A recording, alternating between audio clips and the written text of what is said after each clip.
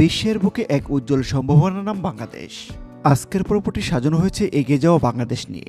এগিয়ে যাওয়া বাংলাদেশের এমন সৌন্দর্য হয়তো আপনি একসঙ্গে আগে কখনো দেখেননি। ভিডিওটি শেষ পর্যন্ত দেখুন, আশা করি আপনাদের ভালো লাগবে। এটি হচ্ছে ফরিদপুরের ভাঙ্গা ইন্টারসেকশন। চলে আসলাম যমুনা নদীর পাড়ে।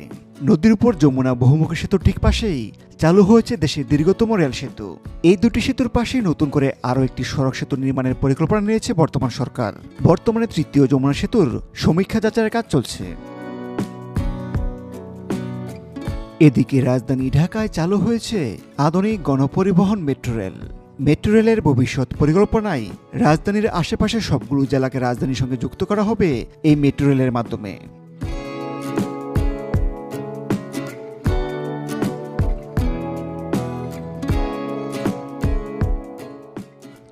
মেট্রো রেলের পাশাপাশি রাজধানী ঢাকায় যুক্ত হয়েছে উড়াল সড়ক। এটি হচ্ছে ঢাকা এলিভেটেড এক্সপ্রেসওয়ে।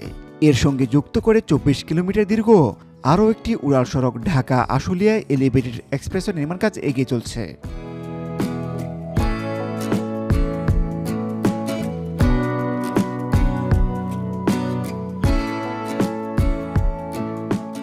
এটি হচ্ছে ঢাকা মাওয়া ভাঙ্গা এক্সপ্রেসওয়ে, যা দেশের সুন্দর এক্সপ্রেসওয়েগুলোর মধ্যে অন্যতম। এই মহাসড়কের পাশে রয়েছে পদ্মা সেতু রেল সংযোগ প্রকল্পের ঢাকা যশোর রেলপথ।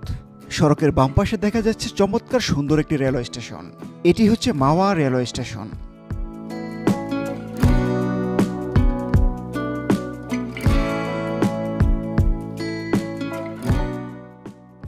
সরকারি অবকাঠামোগত উন্নয়নের পাশাপাশি সারা দেশসহ রাজধানীতে অসংখ্য আকাশচুম্বী নান্দনিক ভবন নির্মিত হচ্ছে। বর্তমানে রাজধানী ঢাকা উচ্চ অট্টালিকার শহরে পরিণত হচ্ছে।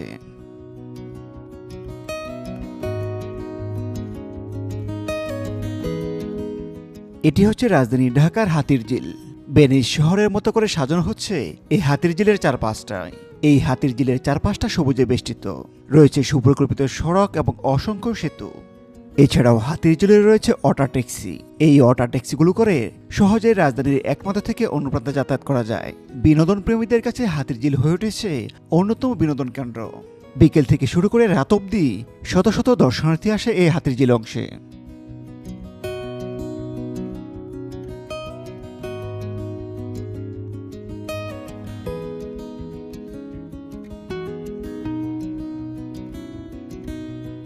এটি হচ্ছে রাজধানী ঢাকার জাতীয় সংসদ ভবন এলাকা। এখানে সামনে একটি চমৎকার লেক রয়েছে, যা দেখতে বাঁকা চাঁদের মতন। লেকটির নাম হচ্ছে ক্রিসেন্ট লেক। তপ্ত দুপুরে অনেকেই এই লেকে গোসল করে সাঁতার কাটে।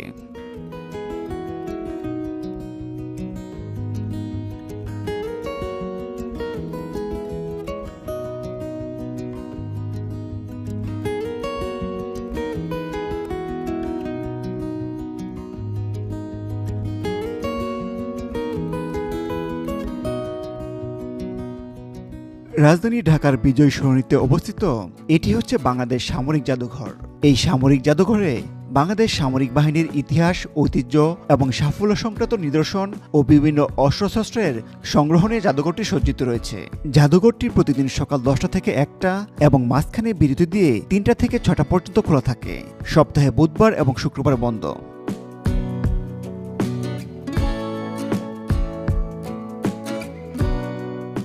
চলে আসলাম রমনা পার্কে, আর এটি হচ্ছে রমনা লেক। লেকের দুপাশে রয়েছে চমৎকার পায়ে হাঁটার পথ। সকাল থেকে রাত অবধি শত শত দর্শনার্থী আসে এই রমনা পার্কে।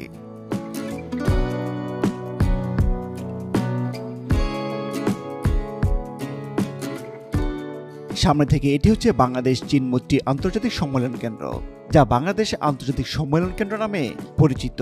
চমৎকার নকশার এই সম্মেলন কেন্দ্রটি ঢাকার শেরেবাংলা নগরের আগারগাঁয়ে অবস্থিত।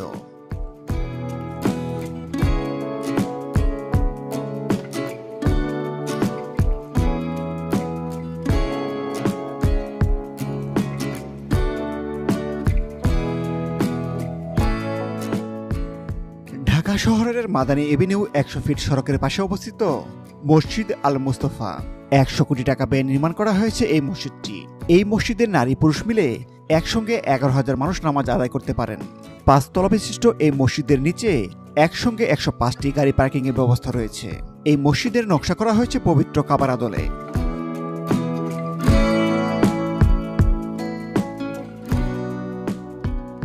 সামনে থেকে এটি হচ্ছে ইন্টারকন্টিনেন্টাল ঢাকা, রাজধানী ঢাকার বিলাসবহুল 5 তারকা হোটেলগুলোর মধ্যে অন্যতম।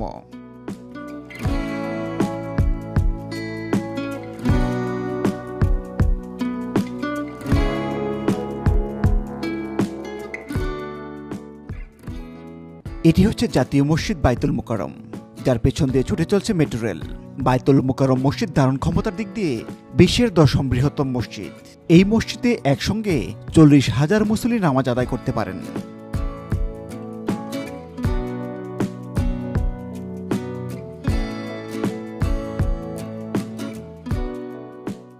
জাতীয় মসজিদ বাইতুল মুকাররমের পাশে রয়েছে জাতীয় ফুটবল স্টেডিয়াম, আর এই জাতীয় ফুটবল স্টেডিয়ামটির ঠিক পাশে রয়েছে জাতীয় হকি স্টেডিয়াম। এখানে একসঙ্গে পাশাপাশি 3টি জাতীয় গুরুত্বপূর্ণ স্থাপনা।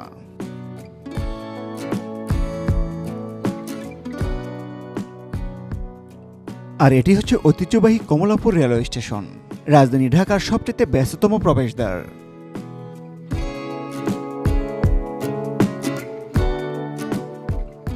দেখতে পাচ্ছেন বহুতল ভবনের উপর চমৎকার একটি ফুটবল খেলার মাঠ।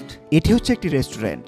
রাজধানী ঢাকার বহুতল ভবনগুলোর ছাদের উপর এমন শত শত রেস্টুরেন্ট রয়েছে।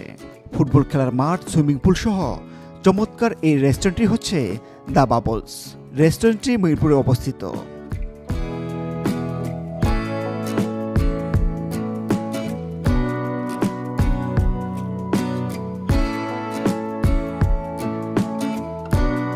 চলে আসলাম পূর্বাচলে। সামনে থেকে এটি হচ্ছে জলশিরি সেন্ট্রাল পার্ক। পার্কের চমৎকার লেকে রয়েছে বোটিংয়ের ব্যবস্থা। লেক সহ খোলামেলা মাঠ রয়েছে শিশুদের জন্য অসংখ্য রাইড। সবুজে ঘেরা চমৎকার পরিবেশের এই জলশিরি সেন্ট্রাল পার্কটি বাংলাদেশ সেনাবাহিনীর মাধ্যমে পরিচালিত হয়। পরিবার, পরিজন, বন্ধুবান্ধব নিয়ে আনন্দময় সময় কাটানোর জন্য এটি একটি দারুণ জায়গা।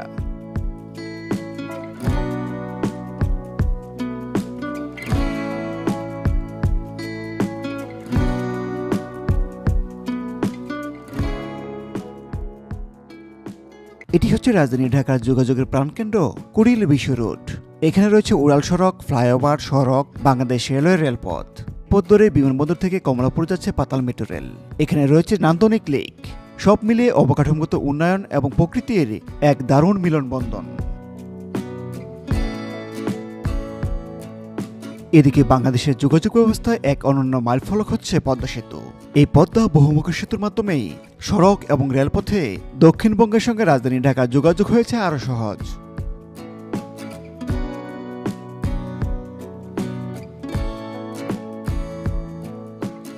মেট্রো রেল, উড়াল সড়ক, রেলপথের পাশাপাশি ঢাকার হযরত শাহজালাল আন্তর্জাতিক বিমানবন্দর হয়েছে আরো আধুনিক। চালুর অপেক্ষা রয়েছে বিশ্বমানের নতুন এই 3য় টার্মিনাল।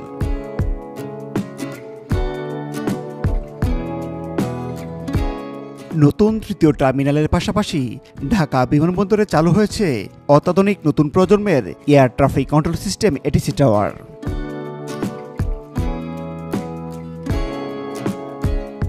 এটি হচ্ছে পূর্বাচল এক্সপ্রেসওয়ে, যার দুপাশে রয়েছে 100 ফিট পার বাঁধানো লেক। 14 লেনের এই সড়কে রয়েছে 5টি ইন্টারসেকশন। এটি দক্ষিণ এশিয়ার সবচেয়ে সুন্দর এক্সপ্রেসওয়েগুলোর মধ্যে অন্যতম।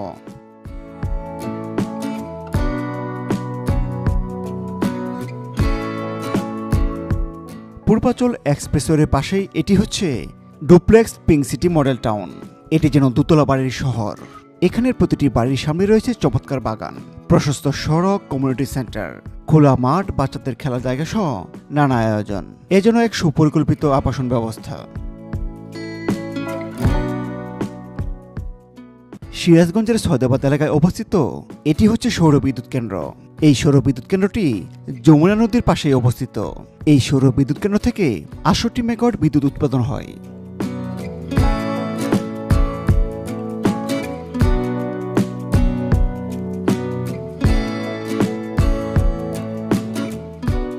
উন্নয়নের ছোঁয়া লেগেছে গ্রামগঞ্জে, হাওরে। কিশোরগঞ্জের নিকলি হাওরের বুক জুড়ে নির্মাণ করা হয়েছে চমৎকার এই সড়ক। এই সড়ক যোগাযোগ ব্যবস্থার পাশাপাশি বর্ষা মৌসুমে অন্যতম একটি জনপ্রিয় বিনোদন কেন্দ্রে পরিণত হয়। এই একটি সড়কের মাধ্যমেই কিশোরগঞ্জ জেলার 3টি উপজেলা ইট্টা, মিঠামইন, অষ্টগ্রাম 3 উপজেলাকে সড়কপথে যুক্ত করা হয়েছে।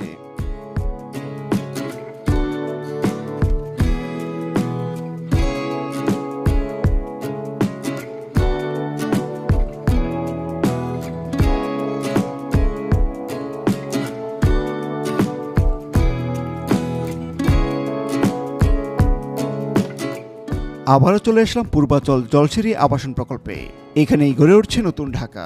এই জলসিঁড়ি আবাসন প্রকল্পতেই বাংলাদেশ সেনাবাহিনী নির্মাণ করবে 100 তলার ভবন।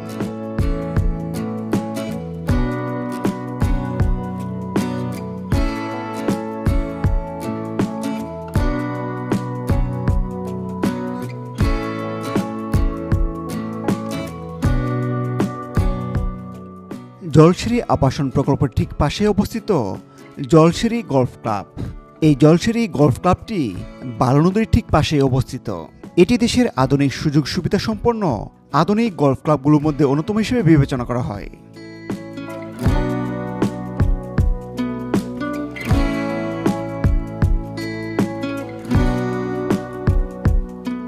এটি হচ্ছে ধানমন্ডি লেক, ঢাকার ধানমন্ডি আবাসিক এলাকায় অবস্থিত একটি হ্রদ।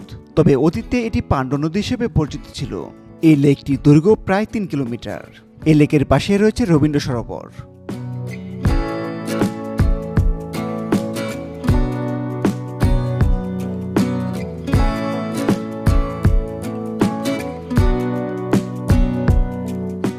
বুড়িগঙ্গা নদীর ব্যস্ততম সদরঘাট লঞ্চ টার্মিনাল।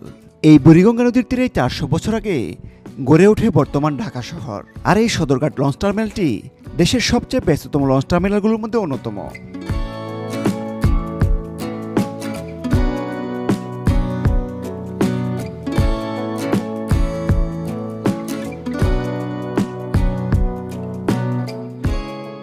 সামনে থেকে এটি হচ্ছে আশকোনা হজ ক্যাম্প।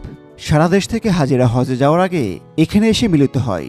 এই হজ ক্যাম্পটি বিমানবন্দর টার্মিনালের ঠিক পাশে অবস্থিত।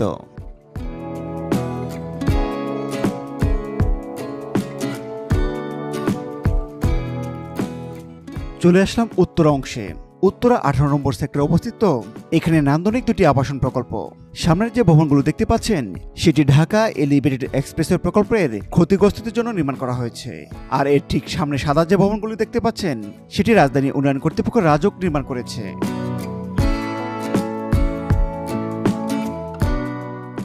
চলে আসলাম ঢাকার আজিমপুর। সামনে থেকে এটি হচ্ছে আজিমপুর সরকারি কলোনি। আজিমপুর সরকারি কলোনির পুরাতন জরাজীর্ণ ভবনগুলো ভেঙে গড়ে তোলা হয়েছে আধুনিক আবাসন ব্যবস্থা। এখানে রয়েছে খেলার মাঠ, সুইমিং পুল, মসজিদ, কমিউনিটি সেন্টার সহ নানা আয়োজন।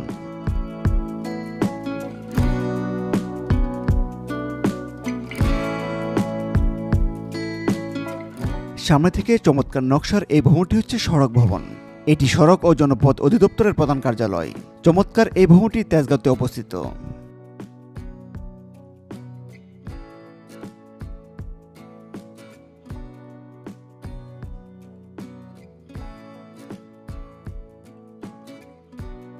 সড়ক ভবনের পাশে ডিম্বাকৃতির চমৎকার এই ভবনটি হচ্ছে ডিটিসিএ ভবন। এটি ঢাকা পরিবহন সমন্বয় কর্তৃপক্ষের প্রধান কার্যালয়।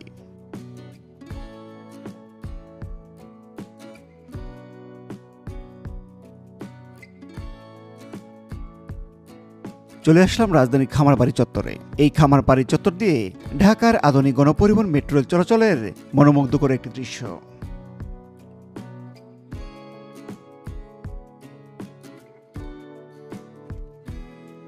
এটি হচ্ছে তেজগাঁও রেলওয়ে স্টেশনের উপরে উড়াল সড়কের দৃশ্য। সুপ্রিয় দর্শক, এই ছিল এগিয়ে যাওয়া বাংলাদেশ এবং আধুনিক রাজধানী ঢাকা নিয়ে আমাদের আজকের আয়োজন। This is new Bangladesh, modern Dhaka city, capital of Bangladesh. ভিডিওটি শেষ পর্যন্ত দেখার জন্য আপনাকে অসংখ্য ধন্যবাদ।